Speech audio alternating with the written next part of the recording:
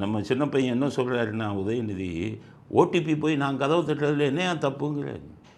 OTP யார் வீட்டை கதவு தட்டுறோம்? எங்கள் மக்கள் வீட்டை கதவு தட்டுறோம். திமுக காரங்க தேர்தல் வந்தோடனே தமிழ்நாட்டு மக்களுடைய வீட்டு கதவை எல்லாம் போய் தட்டுறாங்க அப்படின்னு விமர்சனம் செஞ்சிருக்கிறாங்க.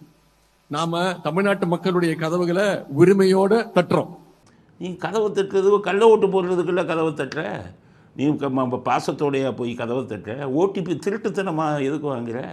ஓடிபி உனக்கு என்ன வேலை? ஓடிபி ஃபோன் நம்பர் எதுக்கு வாங்குற? ஜிபேயில் எலெக்ஷன் டைமில் பணம் போடுறதுக்கு தானே வாங்குற, தில்லுமுள்ளு பண்ணுறதுக்கு தானே இதெல்லாம் வாங்குற.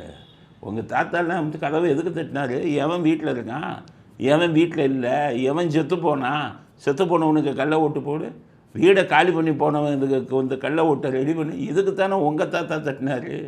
உங்கள் அப்பா என்ன இதுக்கு கதவை தட்டினார்? கதை கேளுங்க. உங்களுக்கு சின்ன வயசு. அப்போ உதயநிதி 2006 உங்கள் அப்பா என்னென்ன கூத்து பண்ணார் கேளுங்க. பஞ்சாயத்து தேர்தலில், உள்ளாட்சி தேர்தலில் என்னென்ன கூத்து பண்ணார், எப்படி எப்படி வன்முறையை தூண்டி விட்டார் கேளுங்க.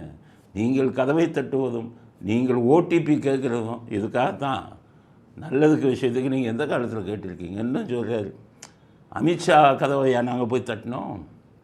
அமித்ஷா கதவை இவங்க போய் தட்டுறாங்களாம், அதிமுகவுங்க. அமித்ஷா கதவையா தட்டணும் அப்படிங்கிறாரு.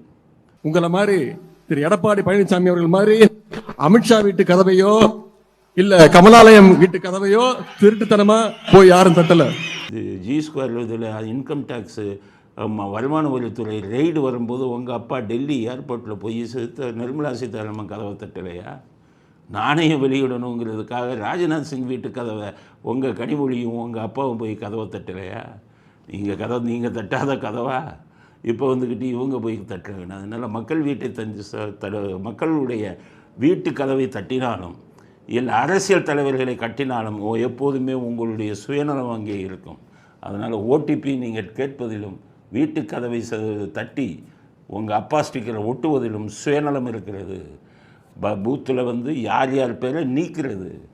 எந்த வீட்டில் கதவை தட்டி ஓடிபி கொடுக்க மாட்டேங்கிறான்னா அவன் பேர் இருக்காது வாக்காளர் பட்டியலில். அதுக்கான சதி திட்டம் தான் அது அங்கே தூங்கிக்கிட்டு இருக்கான் எலெக்ஷன் கமிஷன்.